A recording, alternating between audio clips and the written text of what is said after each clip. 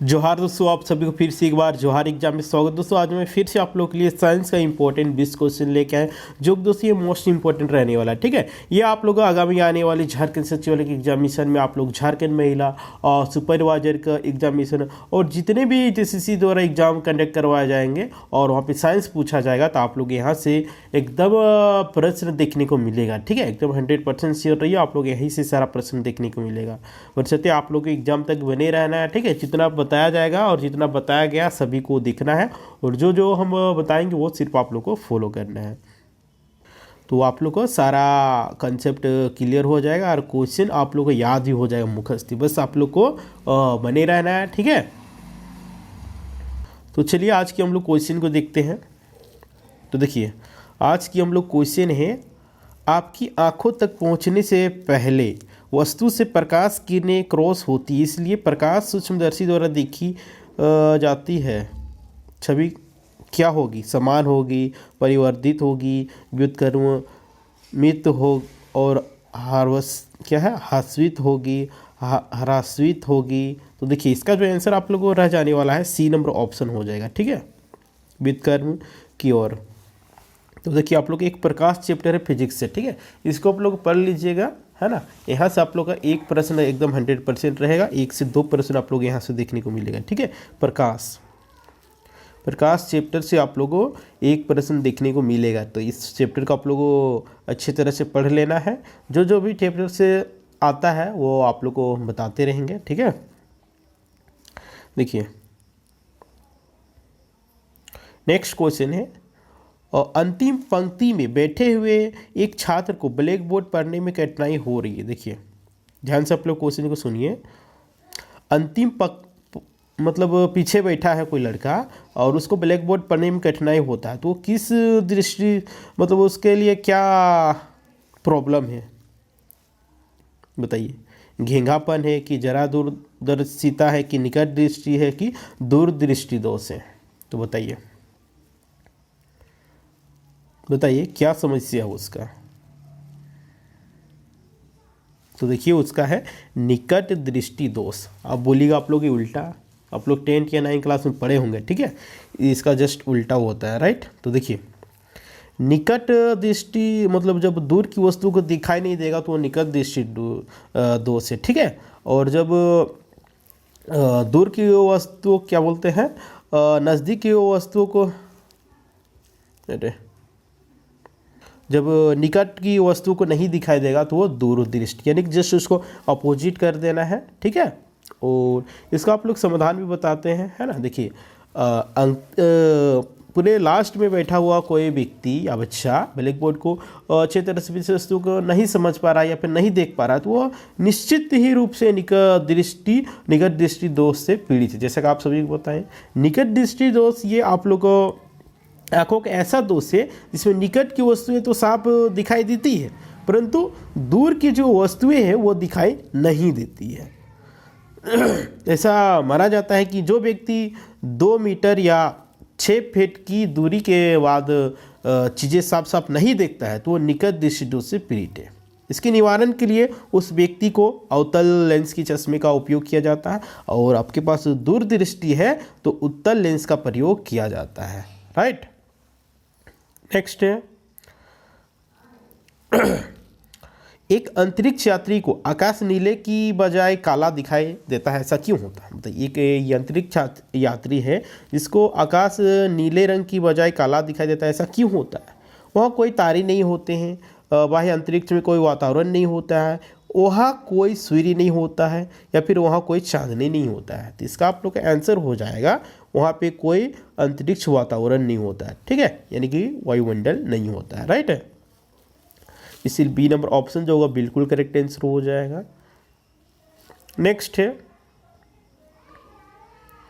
Battery, cell, शक्ति आपूर्ति आदि संवाहक के चारों ओर डैश को बनाए रखने में सहायता करती है।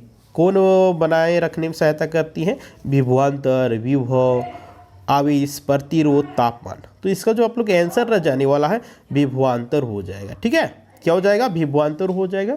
देखिए विभवांतर यानी कि पोटेंशियल डिफरेंस। ठीक है, ये इकाई धनावेश का एक बिंदु से दूसरे बिंदु तक ले जाने के लिए कार्य को उन दो बिंदुओं के बीच के विभवांतर कहते हैं। ठीक है, विभवांतर को हम लोग बोल्ड से डिनोट करते हैं, यानी कि भी से डिनोट करते हैं। ठीक है, नेक्स्ट है शुद्ध धातु की तुलना में मिश्र धातु क्या चीज़ अधिक रहता है? चालकता अधिक रहता है कि प्रतिरोधकता अधिक होता है कि संगतता की वितरण? तो इसका जो आप लोग का आंसर रह जाने वाला है, प्रतिरोधकता जो होता है वो अधिक होता है। ठीक है, शुद्ध धातु की तुलना में मिश्र धातु की प्रतिरोधकता अधिक होती है। ठीक है, आगे बढ़े। नेक्स्ट है आँख का डैश, आँख से वस्तु की वह न्यूनतम दूरी जिसे बिना तनाव के स्पष्ट रूप से देखा जा सकता है। बताइए इसका आंसर आप लोग का क्या होगा?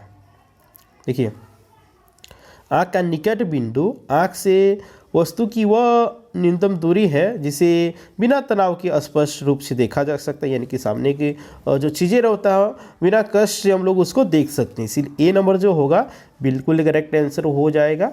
ठीक है, देखिए आँख का निकट बिंदु, आँख से वस्तु की पहचान वह न्यूनतम दूरी है जिसमें बिना किसी तनाव की स्पष्ट रूप से हम लोग देख सकते हैं। राइट, आँख के निकट बिंदु का मान कितना होता है? 25 सेंटीमीटर, है ना। इससे सामने कीजिएगा तो आप लोग स्पष्ट नहीं देख पाइएगा, यानी कि स्पष्ट दूरी को न्यूनतम दूरी 25 सेंटीमीटर है, न्यूनतम कितना है? 25 सेंटीमीटर है। नेक्स्ट है, ये सब प्रश्न आया हुआ है। ठीक है, और ये प्रीवियस ईयर क्या ही क्वेश्चन है, तो आप लोग का आएगा एग्जामिनेशन में। सिरके का उपयोग अचार में होता है, क्यों? बताइए, सिरके का उपयोग अचार में क्यों किया जाता है? बताइए। तो देखिए, सिरका का अचार में इसलिए उपयोग किया जाता है क्योंकि उसमें बहुत सारे जीव जो रहते हैं वो मर जाते हैं। ठीक है, सिरका से, नहीं तो फिर वही कीड़ा वगैरह लग जाता है, उसी के बचाव के लिए सिरका का उपयोग किया जाता है अचार में, है ना। देखिए, सिरके का उपयोग अचार में होता है, इसलिए होता है क्योंकि वो सूक्ष्म जीवों को बढ़ने से रोकता है। इससे क्या होता है? फफूंदी को भी समाप्त किया जा सकता है। सिरके में आप लोग का जान लीजिए 5 से 20% तक एसिटिक अम्ल होता है। सिरका में कितना एसिटिक अम्ल होता है? तो 5 से 20% होता है। ठीक है, नेक्स्ट है डैश एक निष्क्रिय गैस है। निष्क्रिय गैस कौन सा है? 4 ऑप्शन दिया है, उसमें से आप लोग को बताना है। तो ये जो आप लोग हीलियम है ये एक निष्क्रिय गैस है। ठीक है, देखिए निष्क्रिय गैस आवर्त सारणी में शून्य वर्ग में 0 तत्व है। ठीक है, हीलियम, नियोन, आर्गन, जीनोन और रेडोन थे, है ना, ये सब था। और ये सभी तत्व रासायनिक दृष्टिकोण से निष्क्रिय है, यानी कि इन तत्वों को अकेरिय गैस कहते हैं। ठीक है, निष्क्रिय गैसों को अकेरिय गैस कहा जाता है। इसमें से आप लोग का हीलियम है। ठीक है, नेक्स्ट है आधुनिक आवर्त नियम कहता है कि तत्वों के रासायनिक और भौतिक गुण उनके देश के आवर्ती फलन होते हैं। तो देखिए, आधुनिक आवर्त सारणी का नियम कहता है कि तत्वों के रासायनिक और भौतिक गुण ये आप लोग का परमाणु संख्या के आवर्ती फलन होते हैं। ठीक है, सी नंबर ऑप्शन जो होगा बिल्कुल करेक्ट आंसर हो जाएगा। देखिए, केमिस्ट्री से आवर्त सारणी ये एक टॉपिक होता है, इसको आप लोग पढ़ लीजिएगा, यहाँ से आप लोग को प्रश्न बनता है। देख रहे हैं ना कितना प्रश्न बना हुआ है। नेक्स्ट है हम लोग का धातु खींचकर उससे पतली तार बनाने की गुणधर्म को क्या कहते हैं? धातु को खींचकर उससे पतली जो तार बना जाता है उसके गुण को हम लोग क्या कहते हैं? बताइए, क्या कहते हैं? उसको तन्यता कहते हैं। राइट, बी नंबर ऑप्शन जो होगा बिल्कुल करेक्ट आंसर हो जाएगा। और देखिए, धातु के बहुत सारे भौतिक गुण होते हैं, उनमें से एक है तन्यता। धातु किस गुण को लचीलापन भी कहा जाता है? धातु किस गुण के कारण धातु को खींचकर, ठीक है, खींचकर पतले तार में बदला जाता है? धातु के इसी गुण के कारण अल्युमिनियम, तांबा ये सब का उपयोग बिजली के तार बनाने में किया जाता है। और लोहे का उपयोग हम लोग क्रेन, पुल आदि के लिए मोटे तार बनाने के लिए किया जाता है। राइट, नेक्स्ट है इनमें से कौन मनुष्य को पाचन प्रक्रिया में मदद नहीं करता है? 4 ऑप्शन दिया हुआ है, इसमें से कौन मनुष्य के पाचन क्रिया को प्रक्रिया में मदद नहीं करता है। पीत, बलगम, लारमय, प्रोटीन समूह, पेप्सिन। तो इसका जो आप लोग का आंसर रह जाने वाला है क्या हो जाएगा? बलगम। ठीक है, बलगम क्या है? बलगम, ये जो कि पाचन नहीं होगा। ठीक है, इसीलिए हम लोग को बी नंबर जो ऑप्शन होगा बिल्कुल करेक्ट आंसर हो जाएगा। देखिए, मनुष्य के द्वारा भोजन को पचाने के लिए हम लोग 5 क्रियाओं से गुजरना पड़ता है। पहला आप लोग का हो जाएगा अंतर्ग्रहण। ठीक है, उसके बाद पाचन, अवशोषण, स्वांगीकरण, उसके बाद मल त्याग, है ना। और इन क्रियाओं को पूर्ण करने में हम लोग को पीत हो गया, पेप्सिन हो गया, लारमय हो, प्रोटीन हो गया, ये सब बहुत ही मदद करते हैं, हेल्प करते हैं। राइट, नेक्स्ट है टमाटर में ऑक्सलिक, क्या है? ऑक्सलिक एसिड नामक अम्ल होता है। सही या गलत बात है, बताइए। तो टमाटर में ऑक्सिक एसिड होता है, तो ये आप लोग का बिल्कुल सही बात है ना। राइट, इसीलिए ए नंबर जो ऑप्शन होगा हम लोग का बिल्कुल करेक्ट आंसर हो जाएगा। टमाटर में ऑक्सलिक एसिड नामक अम्ल होता है और टमाटर विश्व में सबसे ज़्यादा उपयोग होने वाली सब्जी है। ये भी पूछ सकता है विश्व में सबसे अधिक उपयोग होने वाली सब्जी कौन सी है? तो ये आप लोग का टमाटर ही है। राइट, क्या है? टमाटर। इसकी उत्पत्ति दक्षिण अमेरिकी एंडीज में हुई है। मैक्सिको में इसका भोजन के रूप में प्रयोग आरंभ हुआ है। लाइकोपेन के कारण टमाटर का लाल रंग होता है ना। ये सब प्रश्न आता है ना। टमाटर किस कारण से लाल होता है? तो लाइकोपेन के कारण। ठीक है, आप लोग ये सब भी जो एक्स्ट्रा बात बताते हैं उसको आप लोग नोट डाउन करते जाइएगा। और वीडियो के जब इन होगा उसके बाद आप लोग का PDF मिल जाएगा। नेक्स्ट है धमनियाँ। धमनियाँ क्या है? देखिए, ऑप्शन दिया हुआ है ऑक्सीजन युक्त रक्त को दिल से शरीर के अन्य भागों में ले जाती है, या फिर ऑक्सीजन रहित रक्त को दिल से शरीर के अन्य भागों में ले जाती है, या फिर सी में है ऑक्सीजन रहित रक्त शरीर के अन्य भागों से दिल तक ले जाती है, या फिर डी में है ऑक्सीजन युक्त रक्त शरीर के अन्य भागों में से दिल तक ले जाती है। तो इसका जो आप लोग का आंसर रह जाने वाला है ए नंबर सही होगा। ठीक है, क्योंकि देखिए ऑक्सीजन युक्त शरीर को दिल से शरीर के सारे भागों में ले जाता है। ठीक है, इसीलिए ए नंबर ऑप्शन हम लोग को बिल्कुल सही आंसर हो जाएगा। देखिए, धमनियाँ वे रक्त वाहिकाएँ होती जो हृदय से रक्त को आगे बढ़ाती है। पल्मोनरी एवं आंवलन नान धमनियों के अलावा सभी धमनियों ऑक्सीजन युक्त रक्त से ली जाती है। राइट, नेक्स्ट है किसी इलेक्ट्रिक सर्किट में प्रत्येक शक्ति के लिए प्रयुक्त होने वाली इकाई कौन सी? किसी इलेक्ट्रिक सर्किट में प्रत्येक शक्ति के लिए प्रयुक्त होने वाली इकाई कौन सी है? बताइए। तो ये आप लोग का हो जाएगा वोल्ट एम्पियर। ठीक है, किसी इलेक्ट्रिक सर्किट में प्रत्येक शक्ति के लिए प्रयुक्त होने वाली इकाई ये आप लोग का वोल्ट मीटर है। यानी कि बी नंबर ऑप्शन जो होगा बिल्कुल सही आंसर हो जाएगा। राइट, नेक्स्ट है आधुनिक आवर्त सारणी के अनुसार प्रत्येक आवर्त में बाईं से दाईं ओर क्या होता है? तो ये आप लोग का धात्विक प्रकृति घटता है और अधात्विक प्रकृति भी घटती है। यानी कि बी नंबर ऑप्शन हम लोग को बिल्कुल सही आंसर हो जाएगा। देखिए, आधुनिक आवर्त सारणी नियम यह कहता है कि तत्वों के रासायनिक, है ना, तत्वों के रासायनिक और भौतिक गुण, उनके गुणधर्म और उनके परमाणु संख्याओं के आवर्ती फलन होते हैं। जैसा कि आप लोग फर्स्ट में ही बता दिए थे, है ना। आवर्त सारणी या रासायनिक तत्वों की एक तालिका होता है। इसमें आप लोगों को परमाणु संख्या के क्रम व्यवस्थित रहता है ना। नेक्स्ट है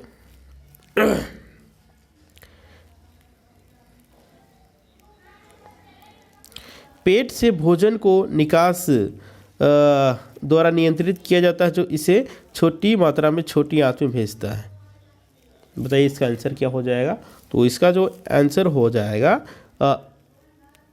स्फंक्टर मांसपेशी। ठीक है, पेट से भोजन को निकास को स्फंक्टर मांसपेशी द्वारा नियंत्रित किया जाता है, जो इसे छोटी मात्रा में छोटी आंत में भेजने का कार्य करता है।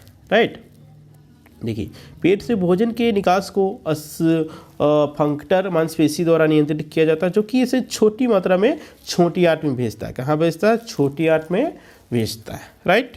नेक्स्ट है, एक ही प्रजाति के व्यक्तियों की शारीरिक दिखावट अलग अलग होती है। ऐसा क्यों होता है बताइए? एक ही प्रजाति के व्यक्ति की शारीरिक बनावट अलग अलग क्यों होता है बताइए, क्या इसका मुख्य कारण है? तो ये आप लोग को फेनोटाइप के कारण होता है, ठीक है। अब फेनोटाइप क्या है इसके बारे में हम लोग जान लेते हैं। देखिए, फेनोटाइप ये आप लोग का जीवधारी के जो लक्षण प्रत्यक्ष रूप से दिखाई पड़ते हैं उसे फेनोटाइप कहते हैं। फिर से आप लोग ध्यान से सुनिए, जीवधारी के जो लक्षण प्रत्यक्ष रूप से दिखाई पड़ते हैं उसे फिनोटाइप कहते हैं। यानी कि एक ही प्रजाति के व्यक्ति की शारीरिक दिखावट अलग अलग होती है, इसका कारण फिनोटाइप ही है। और जीनोटाइप एक होता है जीनोटाइप। जीनोटाइप क्या है? तो देखिए, जीवाधारी के आनुवंशिक संगठन को उसका जीनोटाइप कहते हैं, जो कि जीन का बना होता है। जीनोटाइप किसका बना होता है? जीन का, ठीक है। तो इस प्रश्न का आप लोगों को क्लियर हो गया। नेक्स्ट है, सदिश बलों द्वारा उत्पादित किसी वस्तु का त्वरण सदिश बलों के परिणाम से डेस अनुपातिक होता है तथा सदिश बल का ही दिशा में होता है, वस्तु के द्रव्यमान से डेस अनुपातिक होता है। तो इसका जो आंसर आप लोग को हो जाएगा सीधे और व्युत्क्रम, ठीक है। नेक्स्ट है,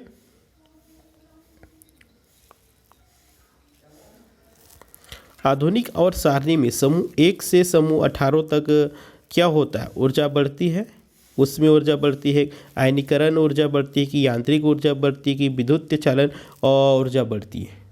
तो क्यों क्या बढ़ती है? तो ये आप लोग का आयनीकरण बढ़ती है, राइट। बी नंबर ऑप्शन जो होगा बिल्कुल करेक्ट आंसर हो जाएगा। देखिए, आधुनिकीकरण ऊर्जा एक पृथक गैसीय परमाणु के सबसे ढीले बंधे हुए इलेक्ट्रॉन वैलेंस इलेक्ट्रॉन को एक धनायन बनाने के लिए आवश्यक ऊर्जा की मात्रा है। बाएं से दाएं आवर्त में आयन ऊर्जा का मान बढ़ता है और ऊपर से नीचे आयन ऊर्जा का मान घटता है, ठीक है। ऊपर से नीचे घटता है, दाएं से बाएं बढ़ता है। नेक्स्ट है, अग्नाशयी क्रमशः प्रोटीन और वसा की प्रोसेसिंग के लिए डेस और का स्रावन करता है। तो इसका जो आंसर आप लोग को हो जाएगा ट्रिप्सिन लाइपेज, ठीक है। तो देखिए, अग्नाशयी क्रमशः प्रोटीन और वसा की प्रोसेसिंग के लिए ट्रिप्सिन और लाइपेज का स्रवण करने का कार्य करता है, इसीलिए हम लोग का 50 नंबर का डी नंबर ऑप्शन जो होगा बिल्कुल सही आंसर हो जाएगा। देखिए, इसका कुछ हम लोग फैक्ट्स जान लेते हैं, राइट। देखिए, अग्नाशयी क्रमशः प्रोटीन और वसा की प्रोसेसिंग के लिए ट्रिप्सिन और लाइपेज का स्रावन करता है। अग्नाशय मानव शरीर की दूसरी सबसे बड़ी ग्रंथि है। मानव शरीर की सबसे बड़ी दूसरी ग्रंथि तो वह क्या है? अग्नाशय, राइट। और यह अंतःस्रावी और वहिःस्रावी दोनों प्रकार की ग्रंथि है, इसे पूर्ण पाचक रस भी कहा जाता है, ठीक है। तो आज की क्लास का यहीं पे समाप्त होता है। तो उम्मीद करते हैं कि ये सेशन आप लोग के लिए हेल्पफुल हो रहा होगा और होगा भी, है ना। आप लोग एग्जाम में देखिएगा, देखने को यहाँ से प्रश्न आप लोग को मिलेगा, ठीक है। तो जितने भी झारखंड महिला सुपरवाइजर की तैयारी करने वाले अभ्यर्थीगण होंगे और झारखंड सचिवालय की तैयारी करने वाले अभ्यर्थीगण होंगे, उन लोग पास ये वीडियो आप लोग फॉरवर्ड कर दीजिए ताकि वो लोग भी देख सकें। और इस चैनल में आप लोग नए होंगे तो बोलेंगे कि जोहार एग्जाम को सब्सक्राइब कर लीजिए एंड बेल आइकन को प्रेस कर दीजिए ताकि जब भी इसी तरह के वीडियो अपलोड होगा तो आप लोगों को सबसे पहले नोटिफिकेशन मिल सकेगा।